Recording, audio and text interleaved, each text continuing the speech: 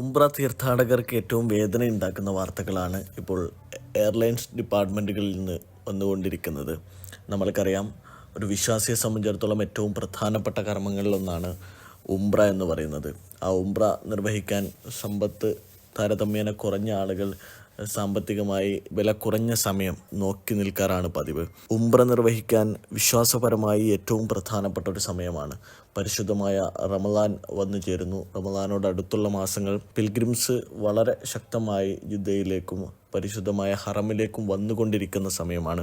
ലക്ഷക്കണക്കിന് ആളുകൾ 24 മണിക്കൂറും ആ വിശുദ്ധ ഭൂമിയിൽ തിങ്ങി നിറഞ്ഞുകൊണ്ടിരിക്കുന്നു. എന്നാൽ നമ്മൾ മലയാളികളായ ആളുകൾക്ക് ഉംറ നിർവഹിക്കാനുള്ള ഈ ഒരു ആഗ്രഹത്തിന് സഫലമാകുന്നൊരു പോയിന്റിൽ ഏറ്റവും വേദനിപ്പിക്കുന്ന ഒരു പ്രയാസകരമായ വാർത്ത എന്ന് പറയുന്നത് ഈ സമീപ ദിവസങ്ങളിൽ എയർലൈൻ ടിക്കറ്റുകൾക്ക് വലിയ തരത്തിലുള്ള വില വർധനവുണ്ടായി എന്നുള്ളതാണ്. ഈ ആഴ്ചയിൽ ഏകദേശം ജിദ്ദയിലേക്കുള്ള യാത്രാ വിമാനങ്ങൾക്ക് 35,000 മുതൽ 40,000 രൂപ വരെയാണ് കോഴിക്കോട് നിന്നും അതേപോലെ കേരളത്തിലെ വ്യത്യസ്ത എയർപോർട്ടുകളിൽ നിന്നും ചാർജ് കാണുന്നത്. അതേപോലെ ദമാമിലേക്ക് യാത്ര ചെയ്യുന്നവർക്കും 20,000 രൂപയുടെ മുകളിലുള്ള ഫെയറുകളാണ് എയർലൈൻ കമ്പനികൾ കാണിച്ചുകൊണ്ടിരിക്കുന്നത്. ഇതൊരു ഉംറ തീർത്ഥാടകനെ സംബന്ധിച്ചിടത്തോളം വലിയ വേദനയുണ്ടാക്കുന്ന വാർത്ത തന്നെയാണ്.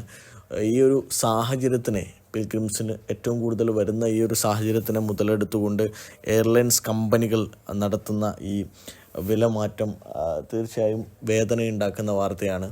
നമ്മൾ റേറ്റ് കുറഞ്ഞ രീതിയിൽ ദമാമിലേക്ക് ടിക്കറ്റ് എടുത്തിട്ട് പോവുക എന്ന് കരുതിയാൽ പോലും ദമാമിൽ നിന്ന് ഏകദേശം 12-13 മണിക്കൂർ നല്ല സമയം ബസ്സിൽ യാത്ര ചെയ്തിട്ട് വേണം ഉംറ തീർത്ഥാടന കേന്ദ്രമായ പരിശുദ്ധമായ ഹറമിൽ ജിദ്ദയിലൊക്കെ എത്താൻ.